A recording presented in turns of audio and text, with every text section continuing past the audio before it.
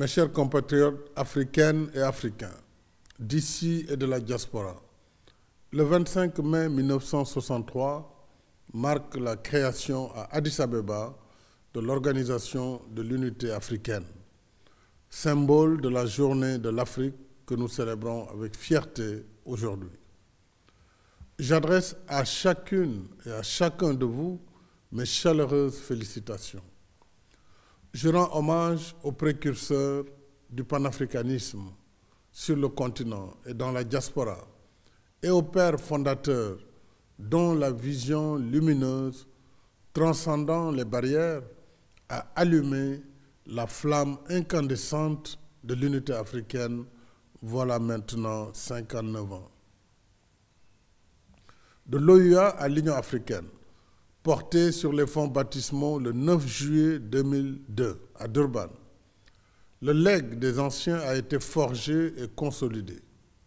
Nous avons décolonisé notre continent, démantelé l'odieux système d'apartheid et réglé, par la voie pacifique, nombre de différends frontaliers hérités de la colonisation.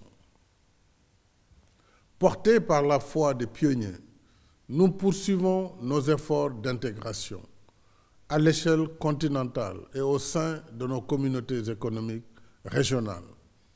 À travers l'agenda 2063 et les initiatives du nouveau partenariat pour le développement de l'Afrique, le NEPAD, enfin par la mise en place progressive de la zone de libre-échange continentale africaine. Nos avancées sont significatives. Il en est de même de nos défis. Je pense à la paix, à la sécurité et à la lutte contre le terrorisme, à la protection de l'environnement et au développement économique et social inclusif, tenant compte des besoins spécifiques des jeunes et des femmes, notamment l'éducation, la formation, l'emploi et la lutte contre les violences faites aux femmes et aux filles. Je n'oublie pas la question de la gouvernance politique et institutionnelle, y compris la recrudescence des coups d'État sur le continent. D'autre part, nous évoluons dans un environnement international peu favorable, où l'impact sévère de la pandémie Covid-19 est aggravé par les conséquences d'un contexte mondial conflictuel et la persistance d'une gouvernance politique, économique et financière inéquitable. Mais au lieu de brider nos ambitions et paralyser notre action, les défis que voilà doivent au contraire revigorer notre foi dans notre destin commun et solidaire.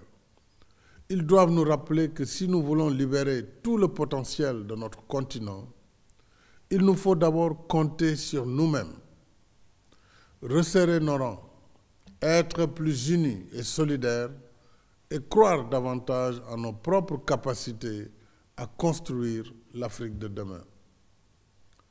J'appelle à la mobilisation générale de nos énergies et de nos intelligences pour bâtir ensemble l'Afrique de nos rêves. L'Afrique des routes, des autoroutes, des chemins de fer, des ports, des aéroports, des centrales électriques, des fermes agricoles, des produits pharmaceutiques et médicaux, des parcs industriels et numériques, mais aussi de la création artistique et culturelle et du génie sportif. J'invite particulièrement notre jeunesse à porter et amplifier le message. Ainsi, ferons-nous de notre souveraineté, plus que la proclamation d'une promesse, une réalité conforme à la vision des anciens. Ensemble, continuons le travail.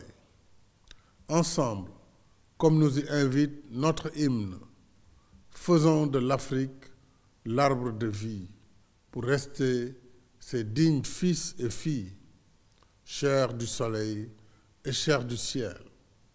Vive l'Afrique, vive l'unité africaine.